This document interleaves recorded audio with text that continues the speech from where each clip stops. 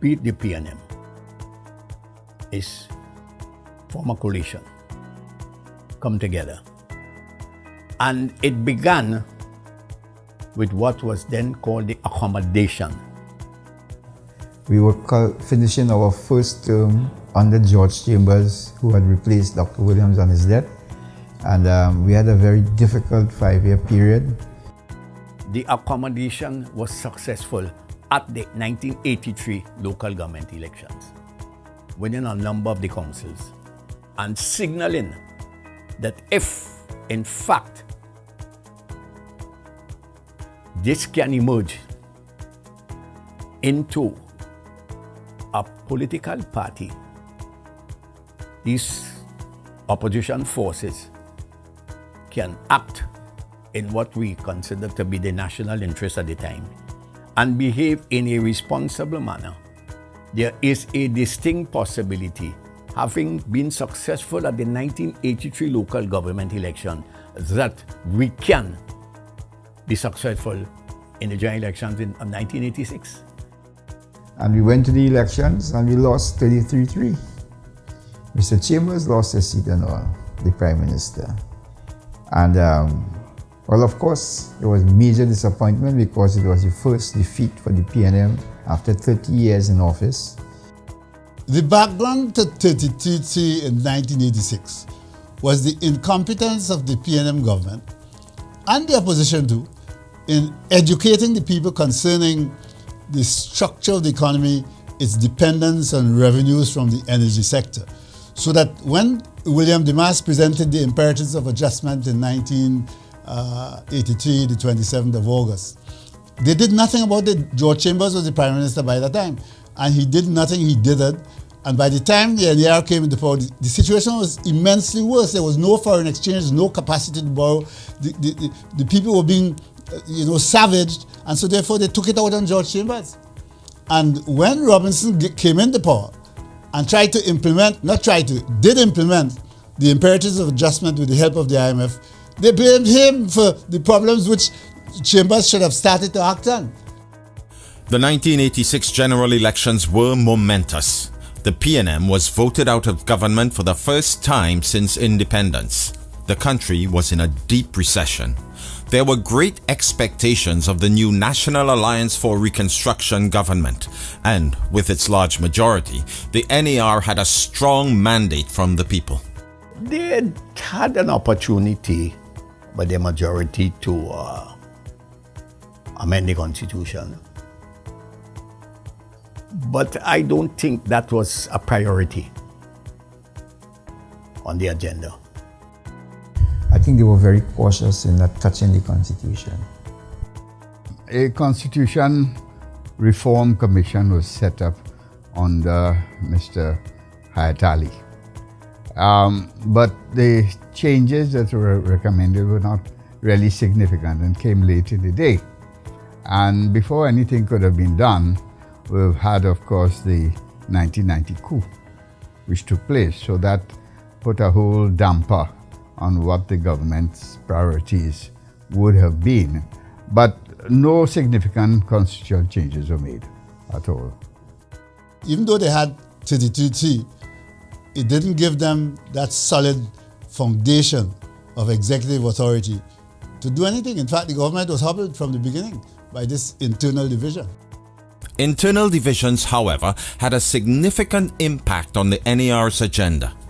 I think from the start, there was a difference of perspective. I think Mr. Robinson was not fully appreciative of the fact that the NER really was a coming together, it was a coalition of various interests and support bases and so on. And he felt that the NER could be regarded as a monolithic party, which it was not, really.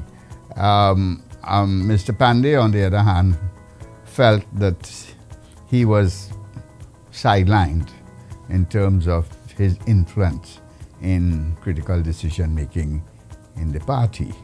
So that from the very beginning, there was the seeds of, coming apart were there. And then this developed over time. The government not only had the problem of the Pandey Hindu faction, but it was riven within itself in terms of those younger people, I don't want to name them, who were of this kind of Marxist socialist persuasion and didn't like or didn't support the question of privatization, the question of selling off state enterprises or making the economy much more efficient in terms of getting the private sector to come in there. So there were a whole lot of explanations and reasons that the public doesn't understand that hobbled and made it difficult for Robinson to do some of the things that he wanted to do. Ultimately, the problems within the government led to a split in the NAR. Mr. Robinson felt that, look here, Mr. Pandey was not cooperating, was speaking out of turn, and it did not make for a solidarity in the government's position and its public relations. And Mr. Pandey, on the other hand, felt Mr. Robinson was just being dictatorial. And then eventually in February of 1988, we were all dismissed. 6 members of parliament, including Basdeo Pandey, would join the opposition benches. In spite of this, the NAR continued to govern in the very challenging economic climate that required austerity. A government in Trinidad and Tobago can be an instrument of change in thinking, change of culture, change of understanding of the relationship between people as citizens and government. You see, until the NAR, the whole Williams idea was a nanny state. I give you this, I give you that, I give you the other. And Robinson had to say, well, we can't continue with that. So I'd say the NAR was the genesis of the understanding that the nanny state is not the best idea, that people have to be independent, they have to be productive, they have to be efficient, they have to be self-employed, they have to do their own business, they have to see about their children.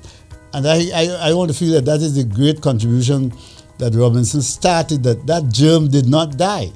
It's still there. They came in at a time when the economy was in dire straits. Austerity measures had to be implemented, and some of the early decisions, like the 10%, the removal of the cost of living and the 10%, did in fact, with the popularity, they put them on the defensive very early. Nevertheless, the NAR did last its full term with many political lessons learned.